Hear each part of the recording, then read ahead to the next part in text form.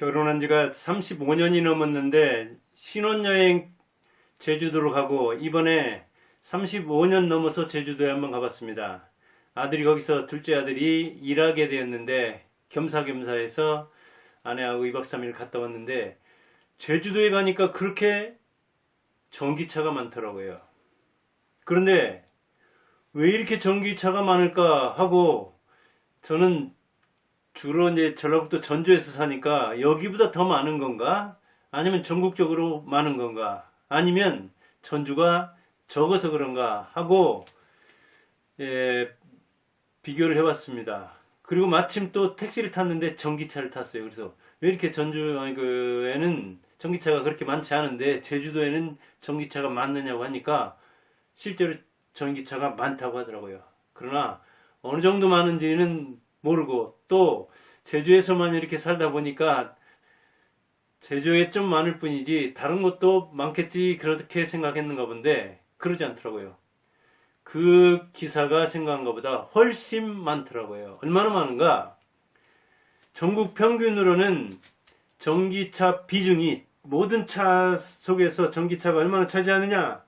2.1%입니다. 자, 전기차 비중이 2.1%인데 제주도는 얼마나 되느냐? 무려 9.56%입니다. 그래서 제가 역시 전주만 전기차가 적은 게 아니라 제주가 전기차가 많다 하는 게 옳았더라고요. 올해 이게 이제 2023년 기준입니다. 그 연말 기준인데 24년 올해는 아마 제주도는 10%를 넘지 않겠는가 그렇게 이야기를 합니다. 그럴 정도로 많으니까 전국 평균의 5배 정도가 많았으니까 제주도는 너무 많다. 그런데 거기서 운전하는 사람도 이렇게 많은 줄 알면 몰랐을 겁니다. 제가 그래서 여행 갔다 온 다음에 조사를 해보고 그 기사가 한 이야기 그리고 보편적인 또 생각 이런 걸 보태서 한번 왜 이렇게 제주에는 전기차가 많을까 생각해 보겠습니다. 보조금 때문 아닙니다. 제주는 보조금은 오히려 낮은 편입니다. 이게 이제 차종과 지역에 따라서 국고보조가 있고 지자체 보조가 있는데 또 차종에 따라서 다르게 보조를 하는데 서울은 약 승용차로 하면 승용차 최대 보조 올해 기준입니다. 840만원 안팎. 그리고 부산은 900만원 안팎 승용차 최고입니다. 그런데 제주도는 1050만원 안팎이더라고요. 그래서 전라북도는 얼마나 전기차에게 승용차 보조를 해주나 봤더니 1350이더라고요. 그러니까 제주도는 보통입니다. 다른 데도 대개 보면 1200, 300 이런 정도고 1000보다 안 되는 곳이 적은 편이고 대도시는 이제 많이 지원을 해야 하다 보니까 그럴 겁니다. 대수가 많으니까. 그런데 제주는 많지 않더라고요. 중간 내지 중하 정도 되는 겁니다. 그런데도 이렇게 많이 보편화된 걸 보면 전기차가 많이 퍼진 걸 보면 또 다른 요인이 있을 겁니다.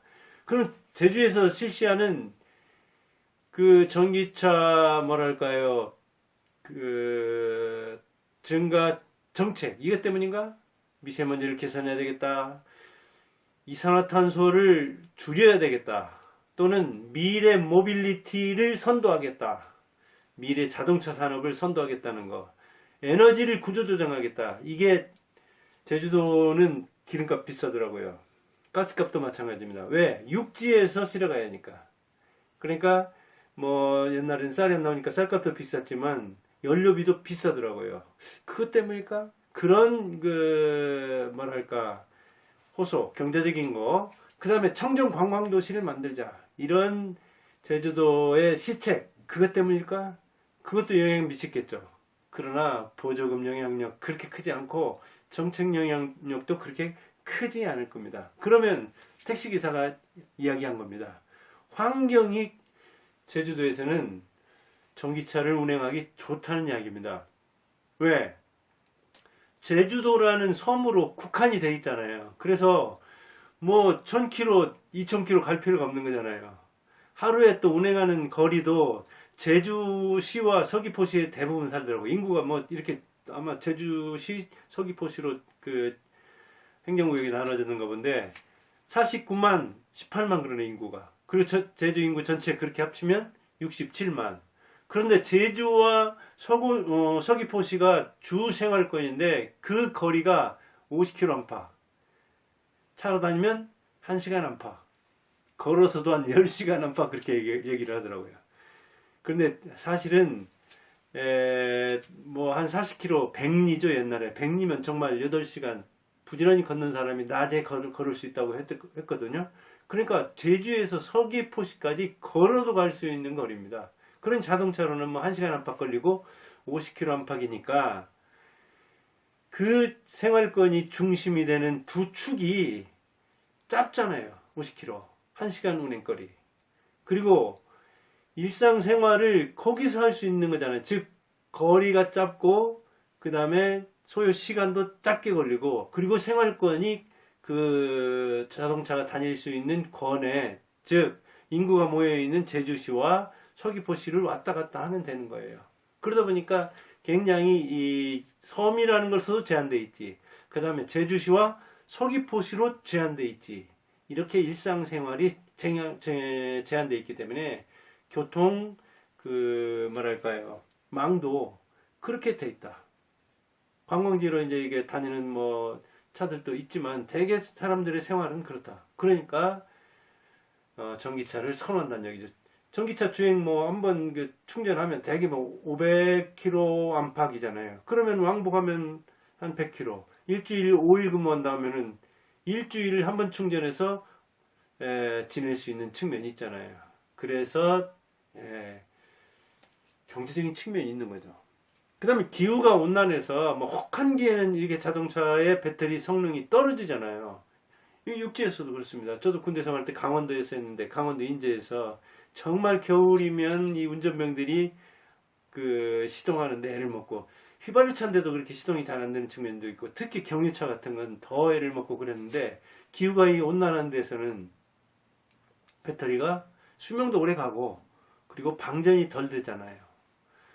이번에도 혹한기에 뭐 미국이라든가 그 북유럽이라든가 이런 데서도 배터리 차가 전기차가 곤욕을 치렀다고 하는데 제주도에서는 우리나라에서도 따뜻한 곳 아닙니까? 전주보다도 대개 보니까 한 3, 4도가 따뜻하더라고요. 물론 이제 여름이나 그 봄에는 그 차이가 크지 않지만 겨울에는 온도차가 꽤 크잖아요. 근데 겨울의 문제잖아요, 전기차가. 그런 문제가 적다. 그리고 에너지값이라는 차원에서 보면 기름값과 가스값이 비싸니까 제주도가 경제적이죠. 그리고 충전 인프라가 굉장히 잘 돼 있는 겁니다. 이게 전국적으로 볼 때 2023년 말에 한 14,000기가 설치되어 있다고 합니다. 충전소가. 그러니까 14,000기인데 자동차, 전기자동차 한 대당 한 기. 1대 1기. 이 충전 설비가 전국적으로 봐서 굉장히 잘 돼 있는 편이다. 그러니까 이 충전에 에러가 많은 거잖아요. 사실은 전기차가. 그리고 저도 지금 아파트 사는데 이게 이제 한 20년 안팎 되던가요? 그래서 옛날에 그 전기차 설비에 대한 전기차 충전에 대한 그런 인프라가 약합니다. 그래서 이제 몇 군데 이렇게 전용으로 막 설비를 해가지고 해놓기는 했는데 그게 사후에 하는 것보다 먼저 하는 게 훨씬 나은 거잖아요. 그런데 이 정책적인 측면에서 이런 것을 잘 지원해서 제주도는 시설이 잘 돼 있다. 그래서 한 대당 한 기의 충전기가 이렇게 맞닿을 정도로 그 뭐랄까요 비율이 높다. 그리고 관광지에도 충전소를 많이 확충해 가지고 관광지에서는 어때요? 한번 내리면 한 30분 1시간 둘러봐야잖아요. 관광지를. 그때 한 40분 안팎의 시간을 준다고 하는데 급속 충전할 수 있게 그때 충전하면 되는 거잖아요. 차를 운행하는 사람은. 그런 차원에서 아니면 충전해놓고 관광을 다녀온다든가 관광하는 동안에 충전이 되도록 관광지에도 충전소를 많이 설치했다. 그런 차원에서 또 제주도가 거리는 짧지 또 운행 시간은 짧지 그런데 충전 인프라가 잘 돼 있기 때문에 제주도에 전기차가 그렇게 많이 돌아다닐 수 있다. 그래서 어느 이제 뭐랄까 차원에서 보면은 전기차를 통해서 기름값이 이게 렌트카 하는 사람들이나 택시 영업하는 사람들도 가스값이나 이런 게 굉장히 많은 그 비용을 차지하잖아요. 그래서 렌트카 영업하는 사람들이 전기차라. 그런데 이제 이게 처음에는 이게 충전 시설도 확충이 제대로 안 되고, 그 다음에 전기차의 그 운항 거리, 최대 운행할 수 있는 거리가 좀 짧고, 그래서 초반에는 이제 그 전기차 렌트카 하는 사람들이 별 재미를 못 봤다고 하는데, 지금이 이제 운행 거리도 좀 길어지고, 그 다음에 이제 관광지에 그 시설이 돼 있어서 이렇게 운행하는데 큰 애로가 없다, 그런 이야기를 하더라고요. 이렇게 이제 환경이 갖춰져야 되고 산업 발달에는 사람의 인식도 바뀌어야 되죠. 그런데 그런 차원에서 제주 사람들은 좀 인식이 새로운 것, 즉 그 대륙의 문명, 서구의 문명을 빨리 받아들이려는 그런 의식도 있다. 왜냐하면 육지로 나가려는 의식이 굉장히 하잖아요. 그러니까 어찌 보면 육지의 그 유행이랄까요? 문화의 발달, 문명의 발달, 문명의 이기가 어떻게 변하는가에 대해서 굉장히 의외로 관심이 많다는 거예요. 그런 측면이 있어요. 사실은 모험심이. 그래서 저도 이번에 4.3 뭐 평화광장도 갔다 오고, 그 다음에 한라 뭐 수목원이다, 그 또 2호 태우 무슨 뭐 해변인가, 이런 저런 곳을 들러봤는데, 아무튼 4.3 사태 같은 것도 뭐 그 이념 평가를 떠나서 뭔가 새로운 세계를 꿈꾸는, 새로운 어떤 그 뭐랄까 그 자기 이념을 펴려고 하는, 그리고 육지에서 정치하는 것과 반대되는, 그게 바로 이제 종교적인 차원에서도 정치적인 차원에서도 이렇게 기계 문명인 이런 데서도 모험심을, 대륙으로 진출하려고 하는, 섬 있는 사람들은 대지로 이 대처로 나가려는 의식이 굉장히 강합니다. 그 자체가 어때요? 섬을 벗어나는 것 자체가 성공이라고 여길 정도로 그런 의식, 이게 또 이제 합쳐지고, 그 다음에 어떤 기술력 같은 거, 이런 것들이 바다와 대결하고 목숨 걸고 사실은 왔다 갔다 한 거 아닙니까? 이 육지를 옛날에는. 그런 차원에서 보면 기술 문명을 새로 수용하는 거야. 이거 목숨을 거는 문제도 아니잖아요.